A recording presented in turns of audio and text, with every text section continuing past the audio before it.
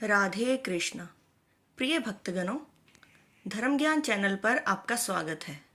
आज हम जानेंगे कि बिहार के गया जी में आज भी क्यों नहीं उगता तुलसी का एक भी पौधा।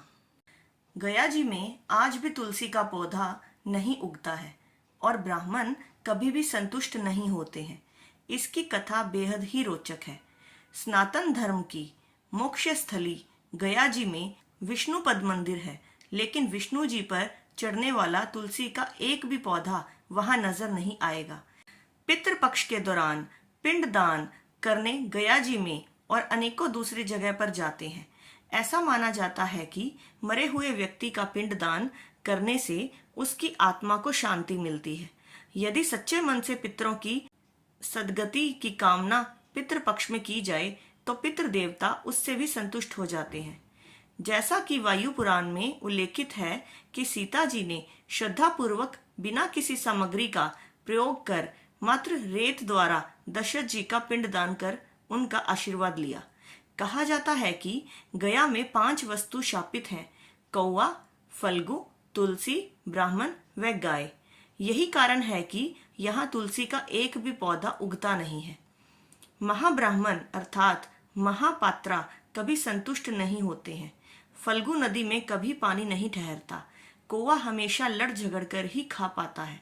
ये सब बातें सदियों से चली आ रही हैं, उस परंपरा की हैं जिसे हम आज भी पूरी मान्यता और विश्वास के साथ ग्रहण करते हैं। आइए सुनते हैं वाल्मीकि रामायण का एक प्रसंग और जानते हैं कि क्या महिलाएं भी कर सकती हैं श्राद्ध। रामायण काल में जब पुत्र वियोग में राजा दशरथ की मृत्यु हो गई थी, तब वनवास पर गए उनके बड़े बेटे भगवान राम और लक्ष्मण की अनुपस्थिति में बहू सीता ने यह पिंडदान की रस्म निभाई थी। वाल्मीकि रामायण में वर्णित घटना के अनुसार वनवास के दौरान भगवान श्री राम, लक्ष्मण और माता सीता पितृपक्ष में श्राद्ध करने के लिए बिहार के गया पहुंचे। वहां महाब्राह्मण ने श्री राम और लक्ष्मण को श्राद्ध कर्म के लिए आवश्यक सामग्री जुटाने के लिए कहा। इधर श्री राम व लक्ष्मण नगर की ओर सामान लाने के लिए निकले। उधर माता सीता नदी किनारे बैठी रही। इधर दशरथ की व्यग्रता बढ़ती जा रही थी। राम और लक्ष्मण नहीं लौटे थे। इसी दौरान भूख से व्याकुल दशरथ ने माता सीता से पिंड की मांग कर दी। सीता माता असमंजस में पड़ गई। सीता माता ने दशरथ की व्याकुलता को समझते हुए यह निर्णय लिया कि वह स्वयं अपने ससुर दशरथ का पिंड दान करेंगी। उन्होंने फल्गु नदी के साथ साथ वटवृक्ष, कौवा, तुलसी, ब्राह्मण व गाय को साक्षी मानकर स्वर्गीय राजा दशरथ का पिंडदान विधि विधान के साथ किया।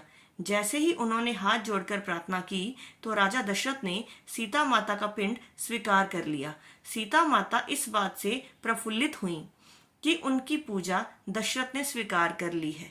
श्री राम जब लौटे तो उन्होंने सीता पर विश्वास नहीं किया। वो इस बात को मानने से इनकार कर गए। उन्होंने कहा कि पिंडदान पुत्र के बिना नहीं हो सकता है। इसके बाद सीता माता ने कहा कि वहां उपस्थित फल्गु नदी, तुलसी, कौवा, गाय, वटवृक्ष और ब्राह्मण श्राद्ध कर्म की गवाही दे सकते हैं। श्री राम ने जब इन सब से पिंडदान के संबंध में पूछा तो फल्गु नदी, गाय, कौवा, तुलसी और ब्राह्मण पांचों ने झूठ बोल दिया। सब ने एक स्वर में गवाही दे दी कि सीता माता ने कोई पिंडदान नहीं किया है, लेकिन वट वृक्ष ने सत्य का साथ दिया। उसने श्री राम से कहा कि सीता माता ने सबको साक्षी मानकर विधि पूर्वक राजा दशरथ का पिंडदान किया है। पांचों साक्षी के झूठ बोलने पर सीता माता ने क्रोधित होकर उन्हें आजीवन श्राप दे दिया। फल्गु नदी को श्राप दिया कि वह सिर्फ नाम की नदी रहेगी, उसमें पानी नहीं रहेगा। इसी कारण फल्गु नदी आज भी गया में सूखी है। गाय को श्राप दिया कि गाय पूजनीय होकर भी सिर्फ उसके पिछले हिस्से की पूजा की जाएगी और गाय को खाने के लिए दर बदर भटकना पड़ेगा। आज भी हिंदू धर्म में गाय के सिर्फ पिछले हिस्से की पूजा की जाती है। सीता माता ने गया के महाब्राह्मण को कभी भी संतुष्ट न होने और कितना भी मिले उसकी दरिद्रता हमेशा बनी रहेगी ऐसा श्राप दिया। इसी कारण महाब्राह्मण कभी दान दक्षिणा के बाद भी संतुष्ट नहीं होते हैं। समाज में उन्हें अछूत ब्राह्मण का दर्जा मिला हुआ है।